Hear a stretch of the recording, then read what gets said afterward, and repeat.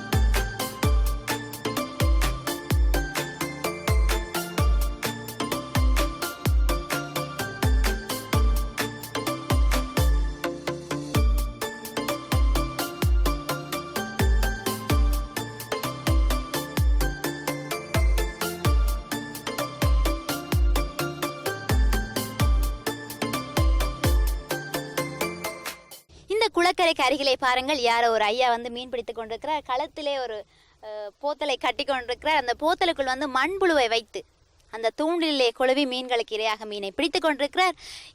எந்த குளத்திலே இப்படி இவர் மீன் பிடித்து கொண்டிருக்கிறார் என்று நீங்கள் யோசிப்பீர்கள். இவர் வந்து வெண்ணேரி குளம், கிளிநொச்சி மாவட்டத்திலே அமைய பெற்றுள்ள இந்த வெண்ணி மாவட்டத்திலே 5வது மிகப்பெரிய குளமாக காணப்படுகின்ற வெண்ணேரி குளத்திலே மீன் பிடித்துக் கொண்டிருக்கிறார். இது நன்னீர் மீன்பிடி என்று சொல்லி குறிப்பிடுவார்கள். இதைவிட இந்த குளத்தை பற்றியதான பல தகவல்களை இன்றைய வணக்கம் தாய்நாடு நிகழ்ச்சியிலே பார்க்கலாம். பாருங்கள்.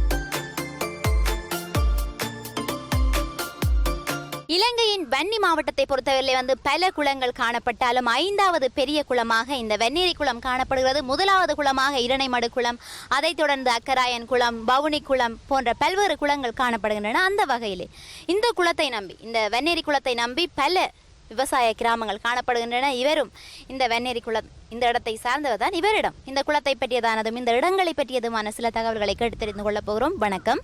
வணக்கம். இந்த வெண்ணேரி குளத்தை பற்றி குறிப்பிடுங்க. இது எந்த அளவு தூரம் பெரிய குளமாக காணப்படுகிறது? எத்தனை கிராமங்கள் இந்த வெண்ணேரி குளத்தை நம்பி விவசாயத்தை மேற்கொள்கிறார்கள்? வெண்ணேரி குளம் 1954ஆம் ஆண்டு ஆரம்பிக்கப்பட்டது. இதில் வந்து 5 கிராமங்கள் காணப்படுகின்றது. ஒன்று வெண்ணேரி குளம் என்ற கிராமம், ஐயனார்புரம் என்ற கிராமம், சோலை, 2 ஏக்கர், குஞ்சுக்குளம் போன்ற கிராமங்கள் இங்கே அமைந்து காணப்படுகின்றது.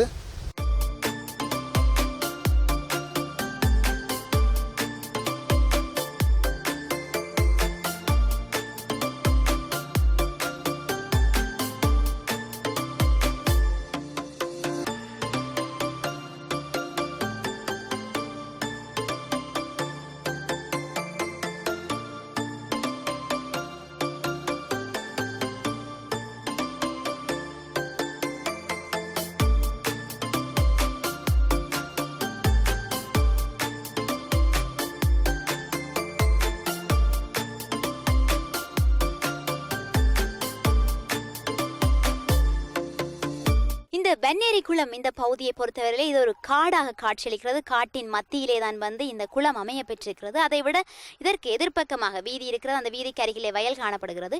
இந்த இடத்தை ஒரு சுற்றுலா தலமாக மாற்றுவதற்கு இந்த பகுதியை சார்ந்த மக்கள் பலர் திட்டமிட்டிருக்கிறார்கள். அதற்குரிய பல உத்தரவுகள் கூட கிடைத்து விட்டன.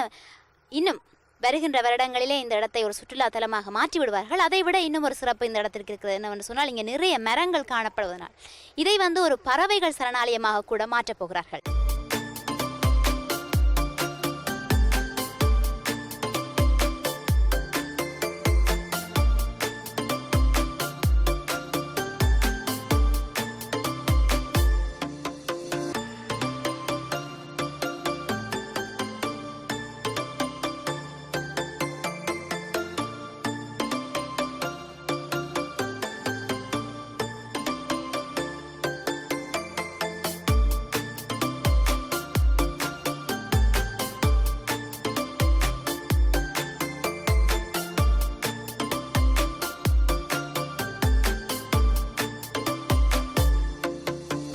இந்த குளத்தை நம்பி, இந்த வெண்ணேரி குளத்தை நம்பி எத்தனை போக விவசாயத்தை இங்கே மேற்கொள்கிறார்கள்?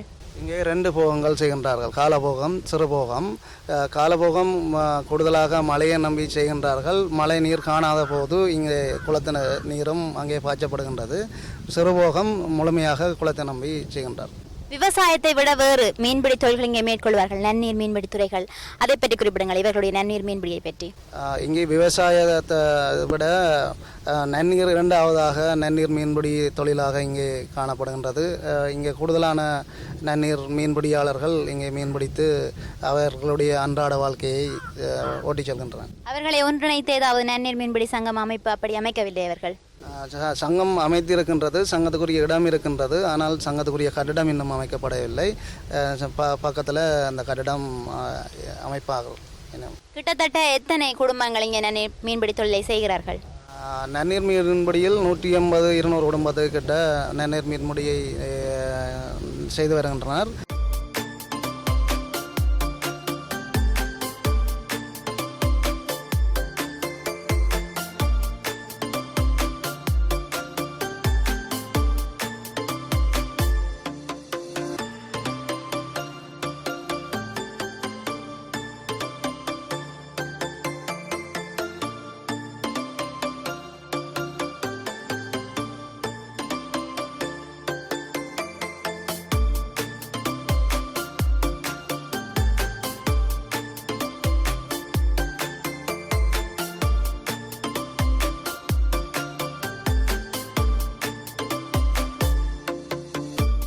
வெண்ணேரி குளத்தை நம்பி இங்கே சில கிராமங்கள் தங்களுடைய விவசாயத்தை மேற்கொள்கிறார்கள். என்ன காரணம்னு சொன்னால், இங்கே பெரும்போக பயிற்சியை விவசாயத்தை மேற்கொள்கிறார்கள், 2 போக பயிற்சியை செய்கிறார்கள். இப்போது இந்த வாய்க்காலூடாக பாய்ந்து செல்லுகின்ற நீர் பல கிராமங்களுடைய வயற்கரைகளை சென்றடைகின்றன.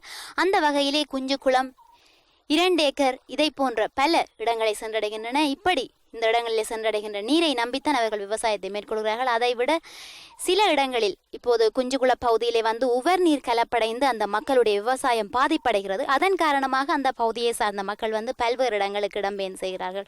குறிப்பாக கிளிநொச்சி பகுதியையும் ஐயனார் கோவிலடி அந்த பகுதியையும் மக்கள் இடம்பெயர்ந்து சென்று விட்டார்கள். இதைவிட பூநகரி மண்டப கல்லாரிலிருந்து பாய்ந்து வருகின்ற நீர், கடல் நீர் வந்து அந்த குளங்களை அடைவதன் காரணமாக அவர்களுடைய விவசாய பயிற்சிகை மிகவும் பெரும் பாதிப்பை எட்டியுள்ளது. அதன் காரணமாகத்தான் வந்து அந்த மக்கள் பல இடங்களுக்கு இடம்பெயர்ந்து சென்றிருக்கிறார்கள்.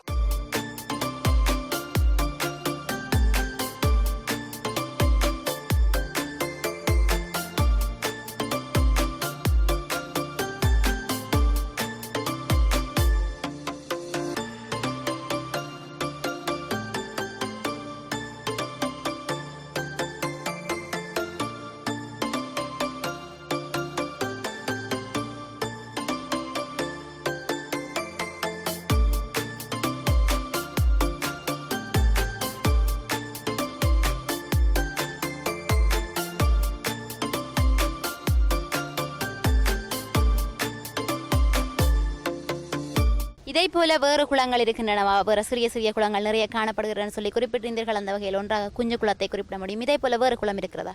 இங்கே திக்க குளம் என்று ஒரு குளம் இருக்குது. அதற்கு இளையும் வயல் செய்கின்றனர். அதில் 150-200 ஏக்கர் குறைவான ஏக்கர் தான் நாங்கள் செய்கின்றனர்.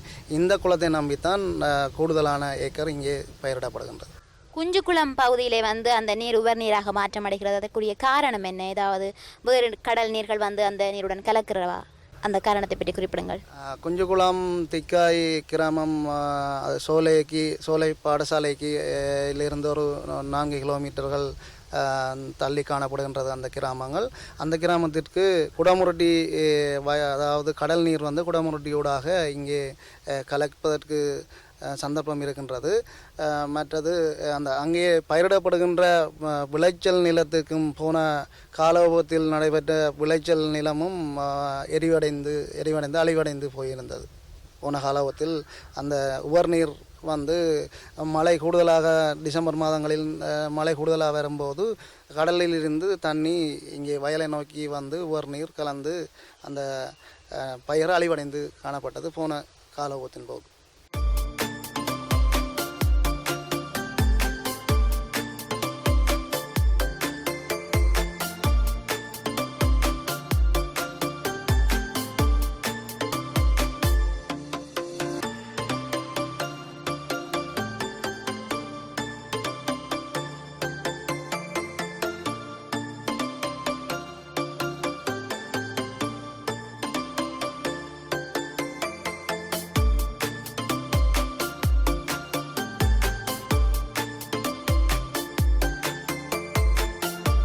வெந்நீரி குளத்தை பற்றியதான பல தகவல்களை நிச்சயம் அறிந்திருப்பீர்கள் என்று நினைக்கின்றோம். இன்னும் ஒரு வணக்கம் தாய்நாடு நிகழ்ச்சியிலே உங்களை சந்திக்கலாம் நேயர்களே.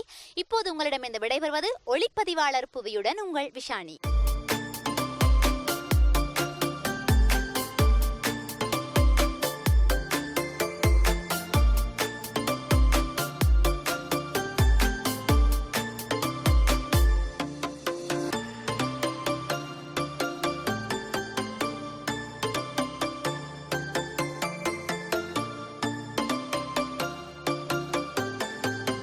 இன்னும் ஒரு வணக்கம் தாய்நாடு.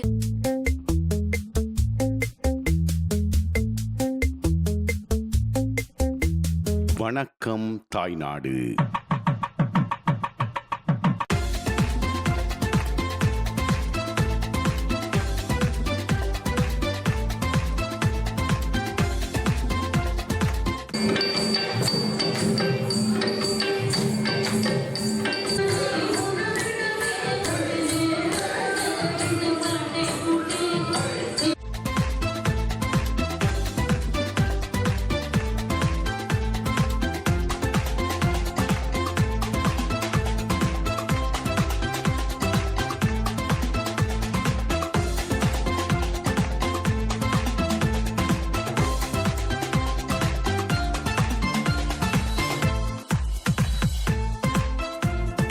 அதிகளவான பாடசாலை மாணவர்கள், பெரியோர்கள், பெற்றோர்கள், ஆசிரியர்கள் என இந்த அரங்கமே சன கூட்டத்தால் நிரம்பி இருக்கிறது. இதை பார்த்தவுடன் உங்களுக்கு விளங்கி இருக்கும் இன்றைய தினம் ஏதோ ஒரு பாடசாலையில் ஒரு நிகழ்வு நடந்து கொண்டிருக்கிறது என்பதை. அந்த வகையில் நாங்கள் தற்பொழுது சுதுமலை சின்மய பாரதி வித்தியாலயத்தினுடைய ஒரு அரங்கத்திலே அமர்ந்திருக்கின்றோம். இன்றைய தினம் இந்த பாடசாலையினுடைய பரிசளிப்பு விழா. பொதுவாக பாடசாலை என்று சொன்னாலே வந்து அனைவருக்கும் ஒரு பிடித்தமான விடயம்தான். இளமையிலே கல்வி கற்ற ஞாபகங்கள், கல்வி கற்ற பாடசாலையும் யாரும் மறந்திருக்க மாட்டார்கள். அந்த வகையில் வந்து பல ஞாபகங்களை ஏற்படுத்தி தந்தது பாடசாலை. அந்த வகையில் வந்து இன்றைய தினம் உங்களுடைய பழைய ஞாபகங்களை மீட்டி பார்ப்பதற்காக எங்களுடன் வாருங்கள், எம்மை தொடர்ந்து.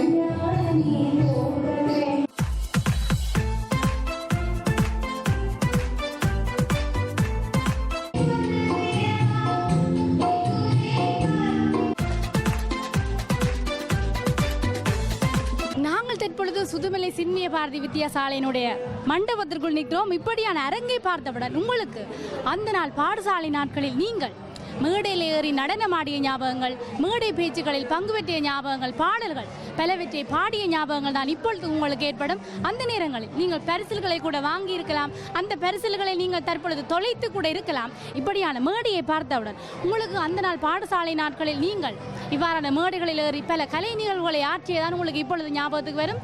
இந்த நேரத்தில் இந்த மேடையிலே வந்து சற்று நேரத்துக்கு முன்பதாக சிங்கள பாடல் ஒன்றுக்கு மாணவர்கள் அவர்களுடைய கலாச்சார உடை நடனமாடியிருந்தார்கள்.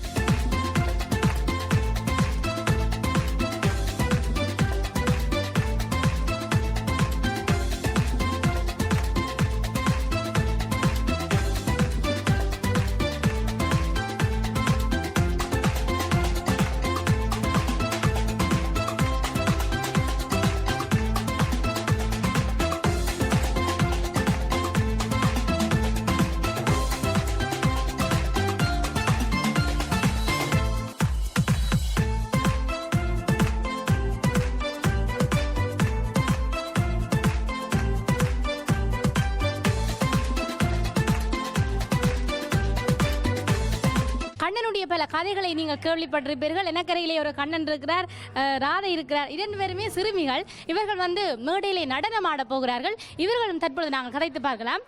வணக்கம், எத்தனை அந்தரத்தில் கல்வி இருக்கிறீர்கள்? தரம் 2. 2ஆம் ஆண்டு. உங்களோட பேர் என்ன? மதுமிதா. மதுமிதா. அப்போ இன்றைக்கு டான்ஸ் ஆட போறீங்க. எப்படி இருக்கு உங்களுக்கு? பயமா இருக்கா இல்லை சந்தோஷமா இருக்கா? எப்படி இருக்கு உங்களுக்கு? சந்தோஷமா இருக்கு. எல்லாருக்கும் முன்னால் டான்ஸ் ஆட போறீங்கன்னு. உங்களோட பேர் என்ன? தக்ஷிகா. தக்ஷிகா. நீங்க ராதையாக நடனம் ஆட போறீங்க. என்ன பாடுக ஆட போறீங்க? மாடு மேய்க்கும் கண்ணி.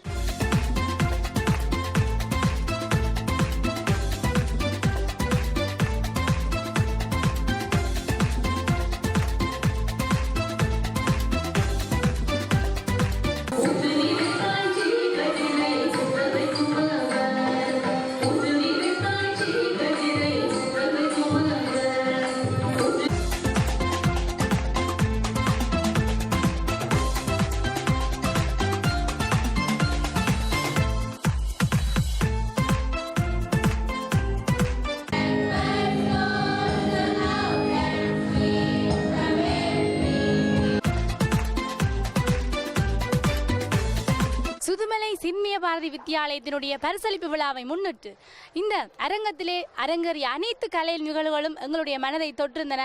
அதிலும் வந்து ஒரு ஆங்கில பாடல் எல்லோருடைய மனதையும் தொற்றிருந்தது. அந்த வகையில் ஒரு கிராமிய பாடசாலை என்றாலும் கூட இந்த பாடசாலையில் ஆங்கில பாடலை மேடையேற்றிருக்கின்றார்கள். ஒரு நேர்த்தியாகவும் அழகாகவும் இந்த மாணவர்கள் எல்லோரும் சேர்ந்து இந்த ஆங்கில பாடலை பாடியிருந்தார்கள். அந்த வகையில் வந்து இந்த ஆங்கில பாடலை பயிற்றுவித்த ஆசிரியர் தான் எனக்கரையில் நின்று கொண்டிருக்கின்றார். இவரிடம் தற்பொழுது நாங்கள் உரையாடி பார்க்கலாம்.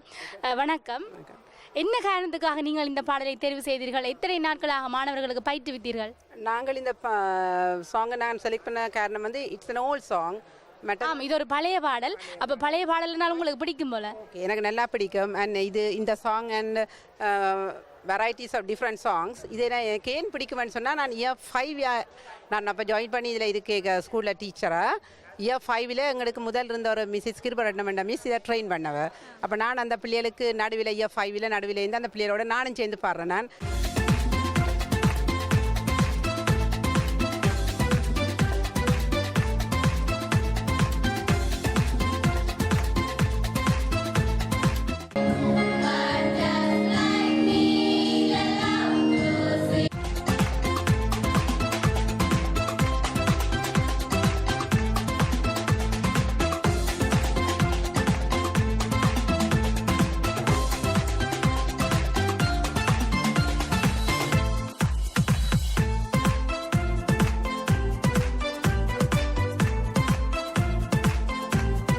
அப்போ எனக்கு அந்த டியூன் அதெல்லாம் நல்லா பிடிச்சிக்கொண்டது. ஸோ இந்த முறை நான் ட்ரெயின் பண்ணுறதுக்கு எனக்கு இந்த பீரியட் வந்து ஷார்ட் பீரியட். அப்போ எனக்கு அதை என்ன செய்கிறேன்னு நான் ஒரு ட்ராமா செய்வோமா இல்லாட்டி சாங் செய்வோமான்னு யோசிச்சு வந்திருந்தேன். அப்போ எனக்கு இந்த சாங் வந்து ஞாபகம் வந்துச்சு. இப்படியான பழைய பாடல்கள் வேறு என்ன இருக்கின்றன உங்களுக்கு ஞாபகமா? எனக்கு ஹேசரா என்ற சாங் இருக்குது. இந்த 2 songs I like it a lot.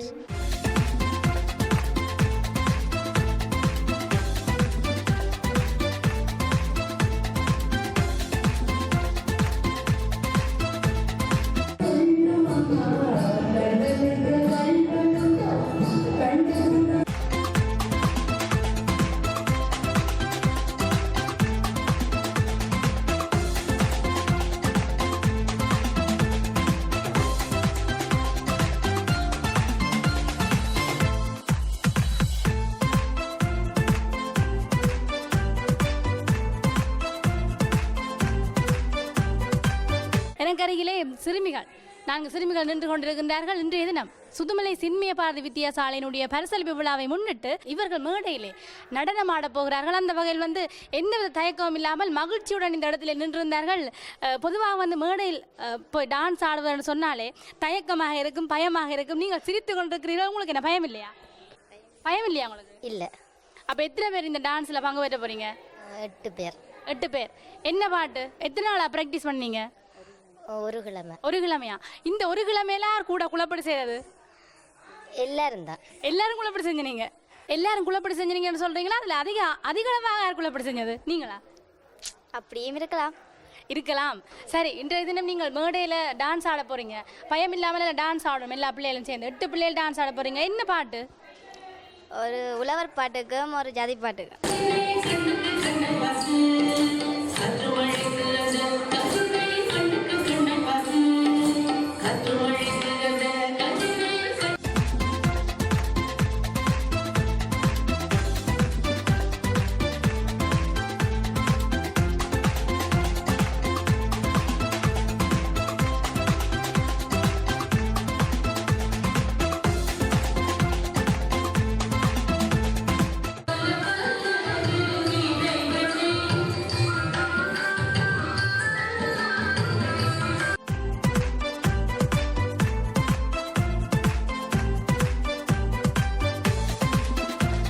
பரிசில் நாளன்று பரிசிலை பெற்ற மாணவி முகத்தில் பூரிப்புடன் சிரித்து கொண்டிருக்கிறார். அவருடைய பரிசு என்னுடைய கையில் இருக்கிறது. நான் இதை வீட்டை கொண்டு போக மாட்டேன். உங்களுக்கு எப்படி இருக்கின்றது இன்றைய தினம் மேடையில் ஏறி பரிசு வாங்கி இருக்கிறீர்கள்? உங்களுடைய அனுபவத்தை குறிப்பிடுங்கள்.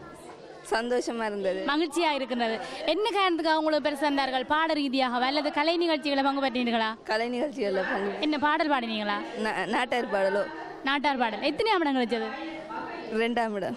2ஆம் இடம். சரி, நீங்கள் கூட உங்களுடைய பாடசாலை நாட்களில் மேடைகளில் ஏறி பரிசிலை வாங்கி இருப்பீர்கள். ஆனால் இப்பொழுது உங்களிடம் இருக்கின்றதா தெரியவில்லை. சிலவள தொலைத்தும் இருக்கலாம். இப்படியான ஞாபகங்களை ஏற்படுத்துவதாக இந்த பரிசு நாள் விளங்குகின்றது.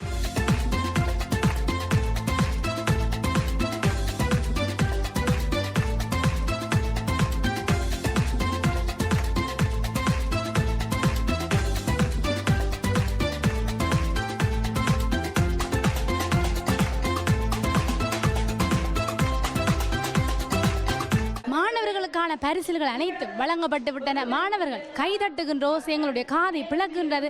நாங்கள் கூட இந்த நிகழ்ச்சியை நிறைவு செய்து கொண்டு இன்னும் ஒரு தாய்நாடு நிகழ்ச்சியில் நேர்களை சந்திக்கலாம். ஒளிப்பதிவாளர் புவி மற்றும் மதுசருடன் ஷர்மி. வணக்கம் நேர்களே.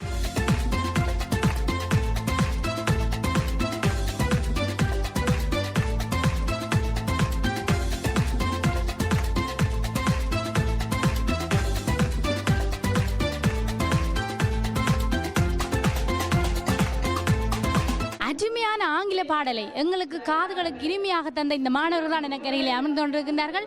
நாங்கள் கூட அடுத்த நிகழ்ச்சிக்குள்ளே செல்வதற்கு முதல் ஒரு சிறிய விளம்பர இடைவெளி எடுத்துக்கொள்ளலாம். இது உங்கள் வணக்கம் தாய்நாடு. எங்களுடன் என்று இணைந்திருங்கள்.